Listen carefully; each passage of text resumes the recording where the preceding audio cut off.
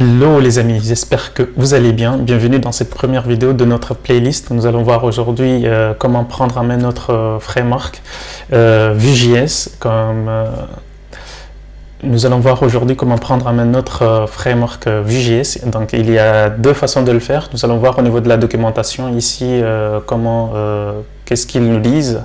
Alors si on vient au niveau de la documentation, tout est sur la doc.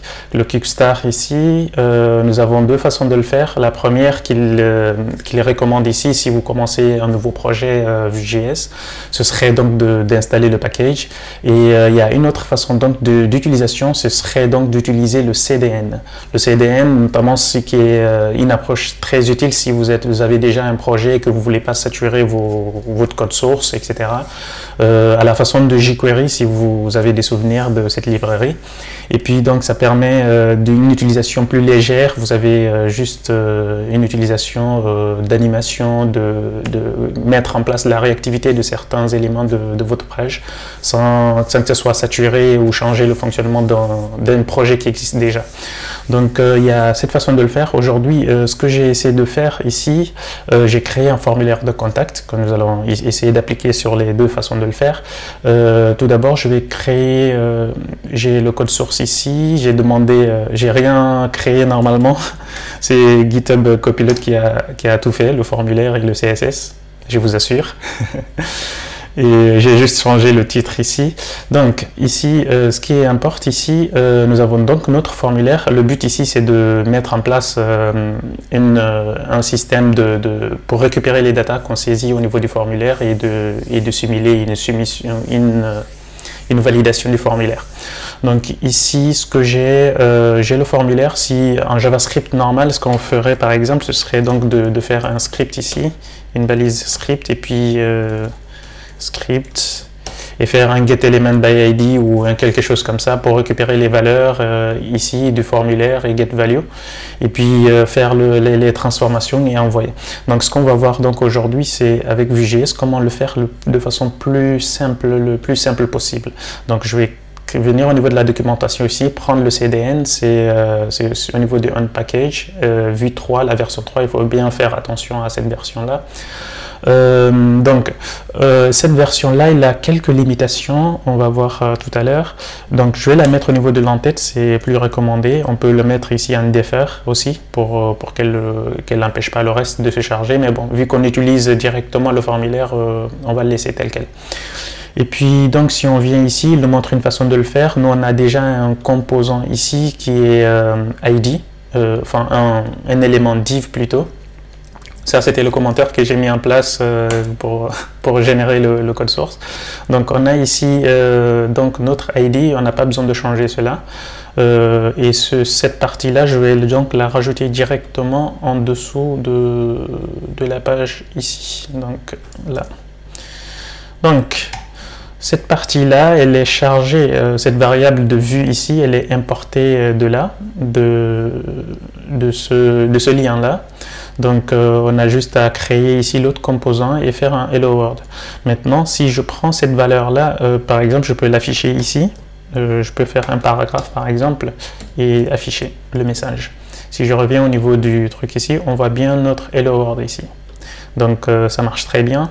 Alors le but ici, c'est donc de récupérer les valeurs qu'on saisit au niveau du formulaire ici. Donc on peut faire quelque chose comme ceci et prendre, là on a pris le message par exemple, supposons on a message, email et name. Donc je vais déjà supprimer ça, on a un message. J'aimerais bien qu'il me complète depuis le début. Name. Email. Bon, on va le laisser comme ça. Voilà.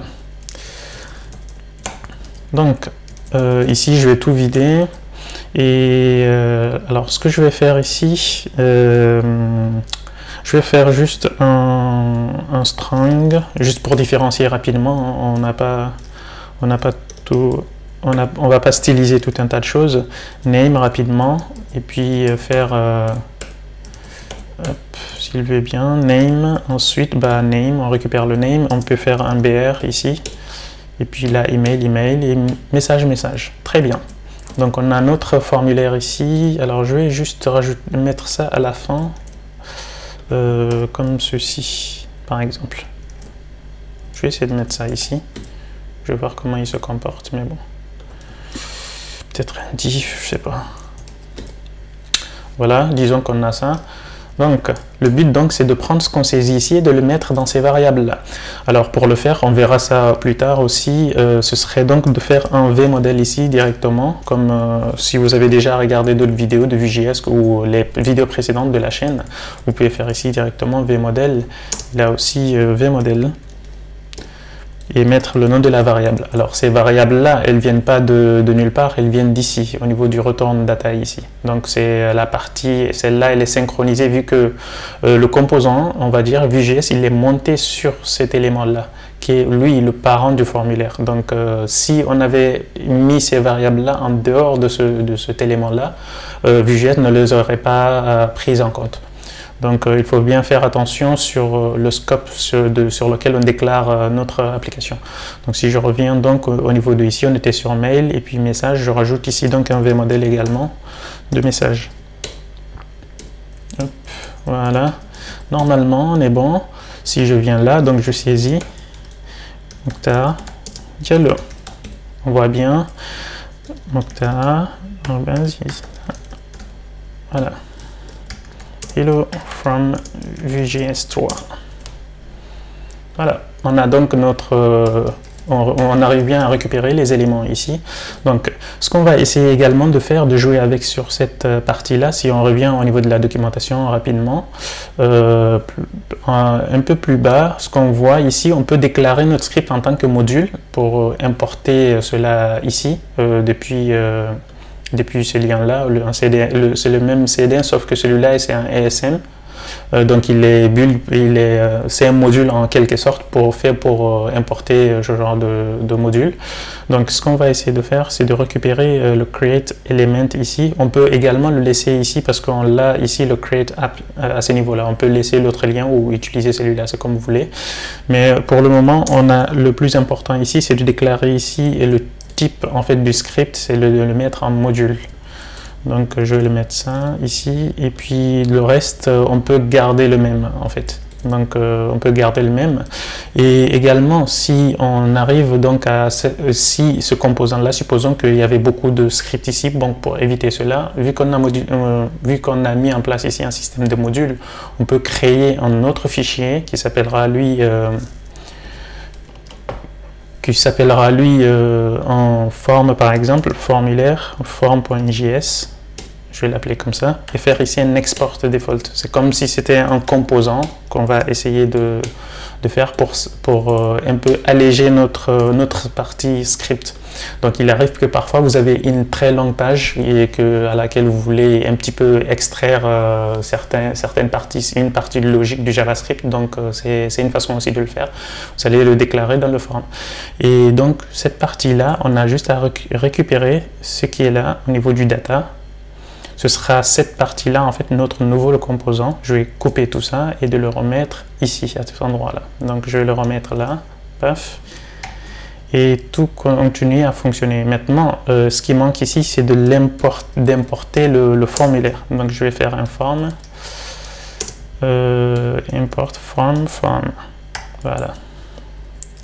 Donc, on a le composant. Et il faut de mettre ici le composant form et puis démarrer l'application, dire que la partie data, la partie logique de Vue.js, elle est ici, celle que gère, et puis on a juste à déclarer. Maintenant, on laisse la partie HTML jouer de son côté. Donc, si je reviens donc au niveau du navigateur ici, je réactualise la page. Normalement, on ne devrait pas avoir de changement. On voit bien que tout continue à marcher comme il faut. Très bien.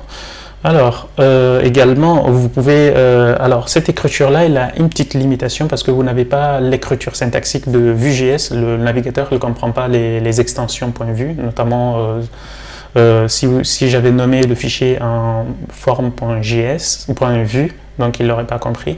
Également, il y a certains éléments qui nécessitent la compilation, notamment certains événements, faire ce genre de choses. Donc, si vous voulez aller un petit peu plus loin, je vous recommande d'installer la librairie. Si ce n'est pas le cas, faire ce genre d'animation, vous pouvez par exemple faire des conditions VIF, par exemple faire un false ici, on verra le nom, il va partir par exemple ici, il n'y a plus de nom, et if true par exemple, et faire ce genre de choses. Donc on voit bien qu'il est revenu. Donc on peut faire tout un tas de contrôles, mais c'est limité. Donc si vous voulez aller un petit peu plus loin, pousser certaines fonctionnalités, faire des directives, des filtres, ce genre de choses, donc il est recommandé d'installer vraiment le logiciel ou de le rajouter dans votre process de build. Il y a pas mal de frameworks qui proposent des solutions comme cela, par exemple Laravel, Adonis ou d'autres Express. Vous pouvez rajouter Vue.js sur votre application et puis la compiler et rajouter dans le process de build plus tard. Donc voilà, et puis si je reviens donc au niveau de la documentation ici, on voit bien qu'on peut importer, c'est ce qu'on a fait tout à l'heure. Et donc voilà, on peut créer un composant et ensuite cette partie-là, on voit bien que si vous connaissez un petit peu la syntaxe de Vue.js, c'est que en général dans un composant de Vue, on a une partie template et une partie style et une partie logique qui est la partie JavaScript. Donc on ne peut pas déclarer, donc comme je disais tout à l'heure, un fichier .vue. Donc ce que vous pouvez faire également, c'est l'alternative ici, ce serait donc de déclarer une partie template ici ou un renderer, une fonction render pour permettre donc de rendre le template. Après c'est un petit peu limitant cette partie là parce que on ne peut pas faire grand chose avec cette écriture là, notamment l'autocomplétion ou ce genre de choses. On peut pas, enfin c'est très limité. Vous pouvez le faire. On aurait pu par exemple prendre toute cette partie là et de la mettre dans une partie template ici à cet endroit là. Donc voilà, mais c'est un petit peu limitant quoi.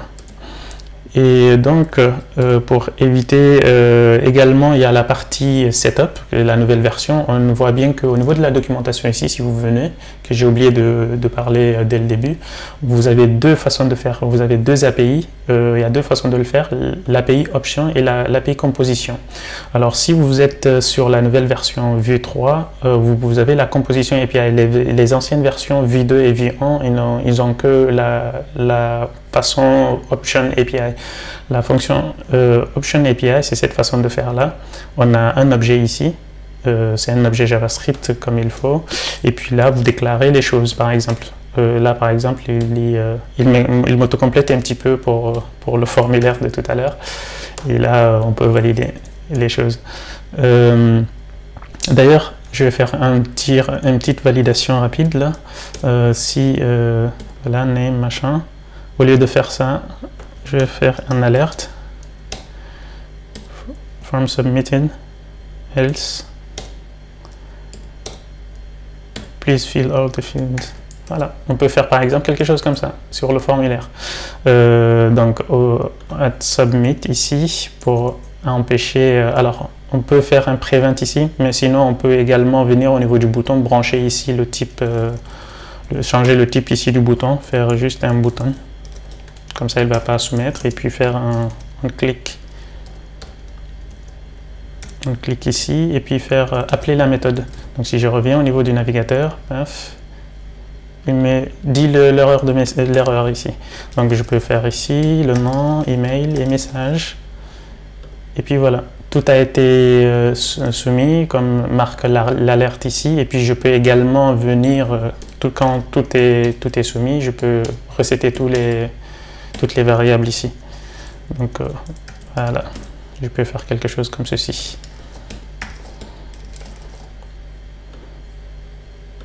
Voilà, on voit bien que tout est bien effacé. Très bien, donc on se retrouve donc à la prochaine. On va installer Vue.js dans notre projet. Là, on voulait juste voir comment utiliser ou jouer avec la librairie. On va voir dans la prochaine et puis installer le projet dans un nouveau projet et comment l'utiliser dans votre application si vous avez déjà une application.